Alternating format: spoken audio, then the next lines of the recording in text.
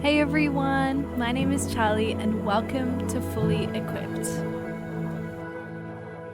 Yesterday we read about Peter's vision of God bringing the gospel to the Gentiles too. We saw as the Gentiles received the Holy Spirit, but today we read about how some push back on the Gentile inclusion and Peter's defense of it. We also read about the church in Antioch and their ministry there. The story is shifting further away from Jerusalem as the gospel goes out to new places. Chapter 11 opens with Peter going to Jerusalem after his time with the Gentile believers. He's met with criticism by the circumcision party. This is a group that will come up a few times throughout the New Testament. They were a group of Jewish Christians who believed that the Jewish customs were required for salvation. This means that they believed that Gentiles could become Christians, but they had to do things like become circumcised first. So, of course, they're critical of Peter eating with the Gentile believers because they were uncircumcised. Peter goes on to explain his vision of the clean and unclean animals to these Jewish Christians. He explains to them what the vision means for them. No longer did they need to observe the ceremonial laws that God had given them in the Old Testament. These things are no longer required because Jesus has paid the price to allow them to be made clean before God. So salvation is not dependent on circumcision, it's dependent on faith in Jesus. And that means that there is no longer a distinction between Jew and Gentile. The conditions for salvation are the same, no matter what their bloodline is. The proof to the circumcision party that the Gentiles were truly saved was the gift of the Holy Spirit that they received. The Gentiles were speaking in tongues just as the Jewish Christians had at Pentecost, and they received this without observing any Jewish customs or rituals. That's what Peter uses to prove to the circumcision party that the law does not bring salvation, faith does. As we read the rest of the New Testament, the disunity between Jews and Gentiles is a really big theme. And for us, it can be hard to understand why this keeps coming up and why this was such a big issue for them, because we don't live in the culture of the early church. We have to keep in the back of our minds that the Jews find a lot of their identity in their land and their history and in the law. There's a long history of tensions between the Jews and the Gentiles. So there's a big divide between these two groups, and we'll see a lot of that as we study the rest of the New Testament. That's why they're so shocked at the end of Peter's story that God really is including Gentiles in his kingdom. This was a wild concept to them. But it's so beautiful that the gospel of Jesus can bring such amazing unity to people who would not normally get along, to people groups who would normally hate one another. And this is something we see all throughout history. The gospel unifies all different kinds of people. One of my favorite things about living in community is seeing people from countries that hate each other standing side by side, worshipping the same God. They're united in their love for Him, and then able to love one another. That's the power of the gospel. The second half of chapter 11 is about the church in Antioch. If you take a look at your Acts map, you'll see that Antioch is pretty far north in Syria. This church is really important in the book of Acts. They do a lot of outreach to the Gentile people. So it seems that after Stephen was martyred and persecution arose against the church, some of the believers traveled up to Antioch.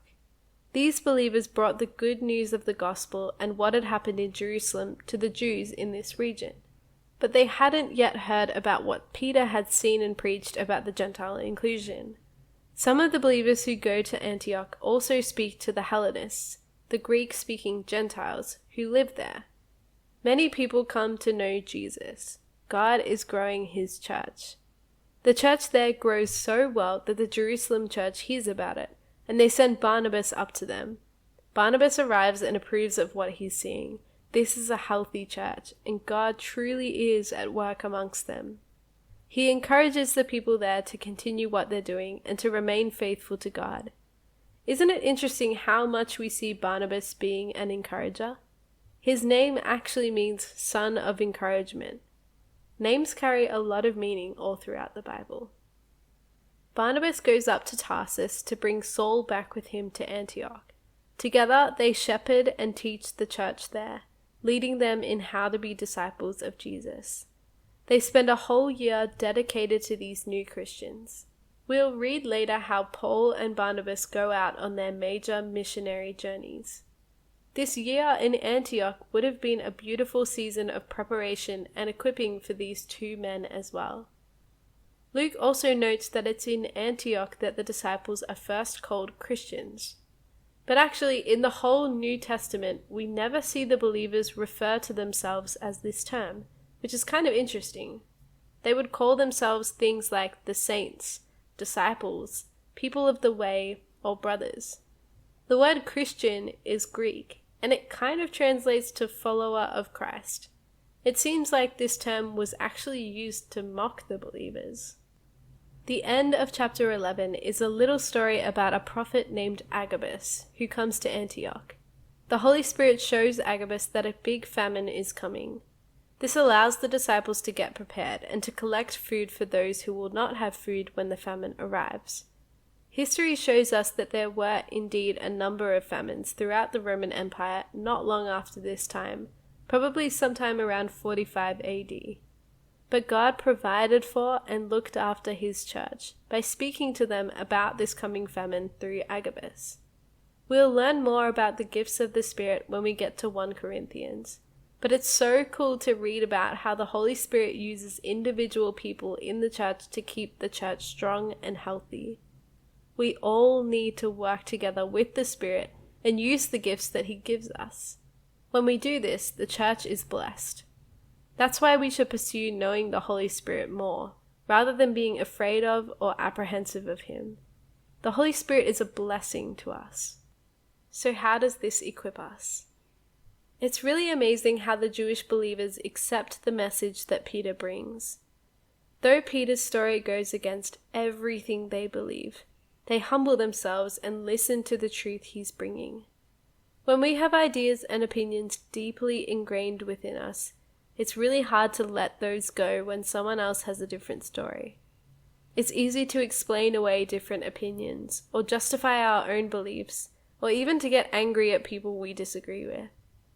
The church functions so much better when we listen to one another and try to work together for the glory of God. We're all human and we all want things done our way. But sometimes when we continue in our own ways of thinking instead of letting others share with us, it leads to divisions in the church. One example of this is in styles of worship. Nobody can agree on what is the right genre of music with which to worship God. Nobody can agree about whether the lyrics are glorifying to him or not. Nobody can agree about what instruments are okay to use in church. But what happens when we die on those hills is that churches get split into groups, and we all miss out on worshiping God together in unity, which is what it's all about anyway. Imagine if the early church had decided it was good to have a Jewish service and a Gentile service. They'd never mingle. The Jews would never have gone to Antioch to share Jesus with the Jews there. The gospel would never have gone out. We need to live in humility so that the church can grow in unity. So let's be people who listen to others, be brave enough to try something different, and pursue God together as one.